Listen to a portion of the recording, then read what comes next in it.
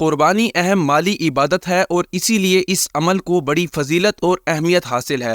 بارگاہ الہی میں قربانی پیش کرنے کا سلسلہ حضرت آدم علیہ السلام سے ہی چلا آ رہا ہے۔ چنانچہ اللہ تعالیٰ نے سورۃ المائدہ میں حضرت آدم علیہ السلام کے بیٹوں حابیل اور قابیل کا ذکر فرمایا ہے کہ دونوں نے اللہ تعالیٰ کے حضور قربانی پیش کی۔ حابیل نے عمدہ دمبا قربان کیا اور قابیل نے کچھ زرعی پیداوار پیش کیا، یعنی غلہ وغیرہ۔ اس وقت قربانی قبول ہونے کی علامت یہ تھی کہ آسمان سے ایک آگ آ کر قربانی کو کھا لیتی تھی۔ چنانچہ حابیل کی قربانی کو آگ آ کر لے گئی اور قابیل کی قربانی وہاں پر پڑی رہی، یوں وہ قبولیت سے محروم ہو گیا۔ قربانی کا عمل ہر امت میں مقرر کیا گیا ہے۔ چنانچہ سورۃ الحج آیت نمبر 34 میں اللہ تعالیٰ فرماتا ہے کہ اور ہم نے ہر امت کے لیے قربانی اس غرض کے لیے مقرر کی ہے کہ وہ مویشیوں پر اللہ کا نام لیں جو اللہ نے انہیں عطا فرمائے ہیں۔ البتہ اس کے طریقے اور صورت میں کچھ فرق ضرور رہا ہے۔ انہی میں سے قربانی کی ایک عظیم الشان صورت وہ ہے جو اللہ نے حضرت محمد صلی اللہ علیہ وآلہ وسلم کی امت کو عید الاضحیٰ کی قربانی کی صورت میں عطا فرمائی ہے کہ حضرت ابراہیم علیہ السلام کی قربانی کی یادگار ہے۔ قرآن مجید کی روح سے قربانی اسلامی شعائر یعنی نشانیوں میں سے ہے جس کے ذریعے سے اسلام کی شان و شوکت نمایاں ہوتی ہے۔ چنانچہ اللہ تعالیٰ سورۃ الحج کی آیت نمبر 34، 36 اور 32 میں ارشاد فرماتے ہیں، یہ ساری باتیں یاد رکھو اور جو شخص اللہ کے شاعر کی تعظیم کرے تو یہ بات دلوں کے تقوی سے حاصل ہوتی ہے۔ اور قربانی کے اونٹ اور گائے کو ہم نے تمہارے لیے اللہ کے شاعر میں شامل کیا ہے، تمہارے لیے ان میں بھلائی ہے۔ چنانچہ جب وہ ایک قطار میں کھڑے ہوں ان پر اللہ کا نام لو، پھر جب ان کے پہلو زمین پر گر جائیں تو ان میں سے خود بھی کھاؤ اور ان محتاجوں کو بھی کھلاؤ جو صبر سے بیٹھے ہوئے ہیں، اور ان کو بھی جو اپنی حاجت ظاہر کریں۔ اور ان جانوروں کو ہم نے اسی طرح تابع بنا دیا ہے تاکہ تم شکر گزار بنو۔ اللہ کو نہ ان کا گوشت پہنچتا ہے اور نہ ان کا خون، لیکن اس کے پاس تمہارا تقویٰ پہنچتا ہے۔ اسی نے یہ جانور اسی طرح تمہارے تابع بنا دیے ہیں تاکہ تم اس پر اللہ کی تکبیر کرو کہ اس نے تمہیں ہدایت عطا فرمائی۔ اور جو لوگ خوش اسلوب سے نیک عمل کرتے ہیں انہیں خوشخبری سنا دو۔ شاعر کے معنی ہے وہ علامتیں جن کو دیکھ کر کوئی دوسری چیز یاد آ جائے۔ اللہ نے جو عبادتیں واجب قرار دی ہیں اور خاص طور پر جن مقامات پر حج کی عبادت مقرر فرمائی ہے وہ سب اللہ کے شاعر میں سے داخل ہیں اور ان کی تعظیم ایمان کا تقاضا ہے۔ زمانہ جاہلیت میں بھی قربانی کو عبادت سمجھا جاتا تھا مگر جانوروں کو بتوں کے نام پہ قربان کرتے تھے۔ اسی طرح آج تک دوسرے مذاہب بھی قربانی مذہبی رسم کے طور پر ادا کرتے ہیں۔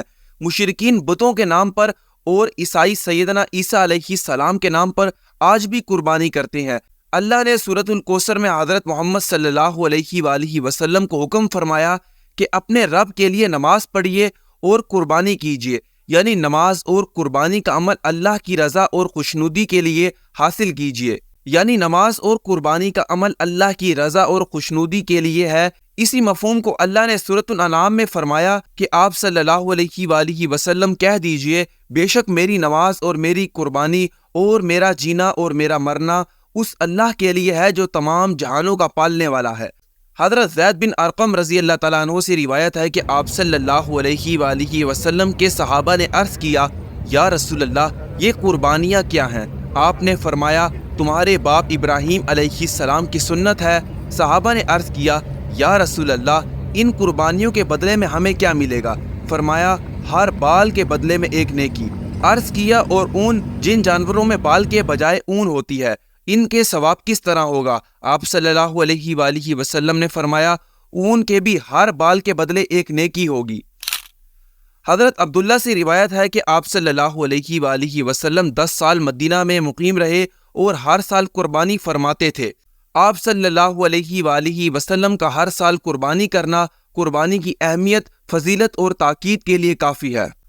حضرت انس سے روایت ہے کہ آپ صلی اللہ علیہ وآلہ وسلم سیاہ اور سفید رنگت والے اور بڑے سنگوں والے 2 مینڈوں کی قربانی فرمایا کرتے تھے اور اپنے پاؤں کو ان کی گردن کے پاس رکھ لیا کرتے تھے اور اپنے دستے مبارک سے ذبح فرماتے تھے۔ اس حدیث مبارکہ سے جہاں قربانی کی فضیلت اور اہمیت واضح ہوتی ہے وہاں پر یہ بھی معلوم ہوتا ہے کہ قربانی کا جانور خود اپنے ہاتھ سے ذبح کرنا افضل ہے۔ قربانی کے عمل کی اہمیت کا اندازہ اس سے بھی بخوبی لگایا جا سکتا ہے کہ آپ صلی اللہ علیہ وآلہ وسلم نے حجۃ الوداع کے موقع پر ایک وقت میں 100 اونٹوں کی قربانی فرمائی، اور ایک اور روایت میں ہے کہ آپ صلی اللہ علیہ وآلہ وسلم نے خود اپنے دست اقدس سے 100 میں سے 63 اونٹ کو ذبح فرمایا، جبکہ باقی کے لیے حضرت علی رضی اللہ تعالیٰ عنہ کو ذبح کرنے کا حکم دیا۔ حضرت جابر بن عبداللہ روایت کرتے ہیں کہ آپ صلی اللہ علیہ وآلہ وسلم نے دونوں دمبے اپنی دست مبارک سے ذبح کیے اور یوں فرمایا کہ بسم اللہ واللہ اکبر، اے اللہ یہ قربانی میری جانب سے ہے اور میری امت کے ہر فرد کی طرف سے ہے جس نے قربانی نہیں کی۔ ایک اور حدیث ہے کہ آپ صلی اللہ علیہ وآلہ وسلم نے ارشاد فرمایا کہ جس شخص نے دلی خوشی کے ساتھ اجر و ثواب کی امید رکھتے ہوئے قربانی کی تو وہ قربانی اس کے لیے دوزخ سے آڑ بن جائے گی۔ حضرت ابو ہریرہ رضی اللہ تعالیٰ عنہ سے روایت ہے کہ آپ صلی اللہ علیہ وآلہ وسلم نے ارشاد فرمایا کہ جس کے پاس وسعت ہو اور وہ اس کے باوجود قربانی نہ کرے تو وہ ہماری عیدگاہ کے قریب بھی نہ آئے۔ قربانی کے آداب۔ قربانی کا جانور خوبصورت اور موٹا تازہ ہو، کیونکہ راہ خدا میں عمدہ چیز ہی دی جانی چاہیے، اور اسی معاملے میں ایک طرف فریضہ ادا کرنے والی بات نہ ہو بلکہ دل سے اس کا حکم پورا کیا جائے۔ اسی لیے فرمایا پروردگار کہ ہاں قربانی کا جانور اور گوشت اور خون نہیں پہنچے گا بلکہ تمہارا تقویٰ وہاں پہنچے گا۔ قربانی میں ریاکاری سے اجتناب کرنا چاہیے اور نہ ہی ذہن میں یہ سوچ ہو کہ میرا کوئی پڑوسی یا دوست اتنی رقم کا جانور لے کر آیا ہے تو میں اس کے مقابلے میں اس سے بھی مہنگا اور اچھا جانور لاؤں گا۔ لیکن اگر یہ سوچ ہو کہ اس نے خدا کی راہ میں اتنی قیمت کا جانور قربان کیا اور میں اس سے بڑھ کر قیمت کا جانور قربان کروں گا تو پھر یہ کوئی حرج نہیں، اور حدیث میں اس کو درست اور باعث ثواب قرار دیا گیا ہے۔ قربانی سے چند دن پہلے جانور گھر میں باندھے اور اس کی خدمت کریں تاکہ خدمت کا ثواب بھی حاصل ہو، اور گھر میں رہنے سے جو انس پیدا ہوگا، ذبح کرتے وقت جانور کی جدائی پر جو تکلیف ہوگی اس کا ثواب بھی حاصل ہو۔ قربانی کے جانور کو مارنے یا اذیت دینے سے اجتناب کیا جائے۔ قربانی کے جانور کے سامنے چھری تیز نہ کیا جائے۔ قربانی کے جانور کے سامنے کسی جانور کو ذبح نہ کیا جائے۔